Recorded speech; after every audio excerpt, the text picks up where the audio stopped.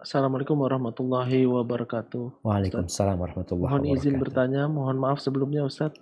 Terdapat informasi di beberapa media tentang label Ustadz-Ustadz Sunnah. Apakah hal tersebut hal yang tepat Ustadz? Jazakallahu khairan. Barakallahu fikum jamaah. Iya, kalau bicara label Ustadz Sunnah ya, ini mungkin mirip nantinya dengan sertifikasi yang hendak diberikan kepada para da'i. Ada da'i yang bersertifikat, yang sempat rame. Jadi kalau bicara label Ustadz Sunnah itu, pertama, siapa yang memberikan label tersebut? Apakah yang memberikan itu adalah orang-orang yang berkompeten untuk memberikan label itu? Atau dia hanya berusaha untuk memberikan referensi, artinya ini ustadz yang Anda tahu dia menyampaikan sunnah yang dia fahami.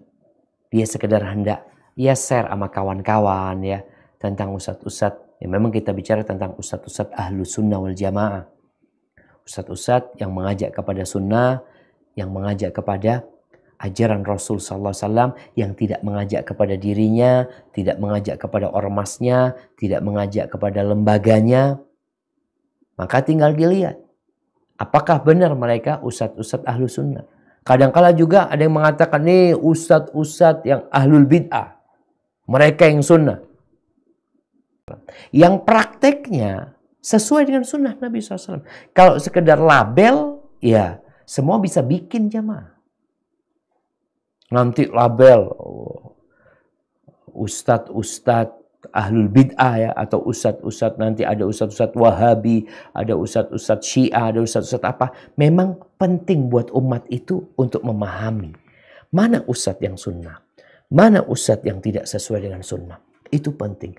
Cuma siapa yang mengeluarkan hal itu? Salah satu cara memang kita mengetahui ustadz sunnah itu, ya kalau kita nggak paham, dengan rekomendasi.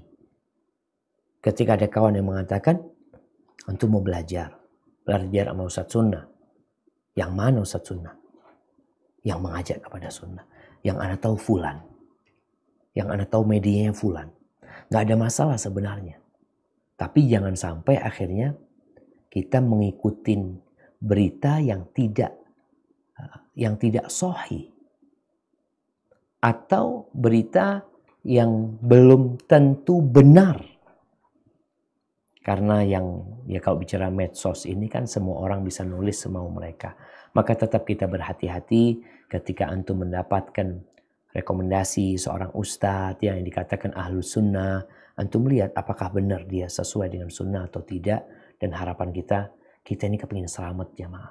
Kita tahu perpecahan itu terjadi. Maka jangan lupa untuk saling mendoakan. Nasihat ana yang terakhir ya. Karena ini pertanyaan terakhir. Ada sebuah doa yang dibaca Nabi SAW. Kalau beliau sholat malam. Beliau istiftahnya mengatakan. Allahumma. Rabba Jibrailah. Wa Mikailah. Wa Israfilah. Fatiras samawati wal ard. Alimal ghaibi wa syahadah.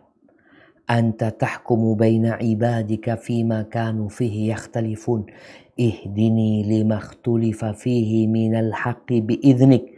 Innaka tahdi man tasha'u ila sirati mustaqim.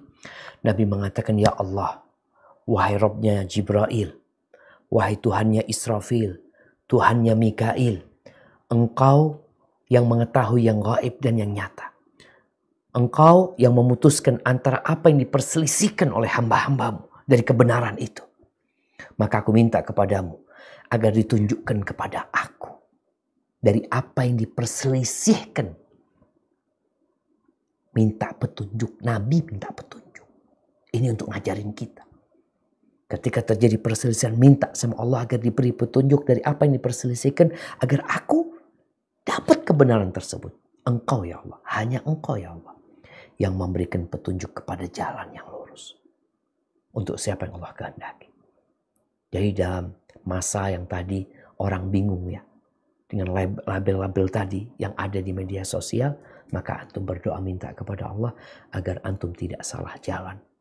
Karena kalau bicara ahlus sunnah wal jamaah, harapan kita, ya ana berharap ana bisa menjalani dan mengikuti ahlus sunnah wal jamaah, dan semoga Allah mematikan kita di atas sunnahnya. Hadza wallahu a'lam bishawab.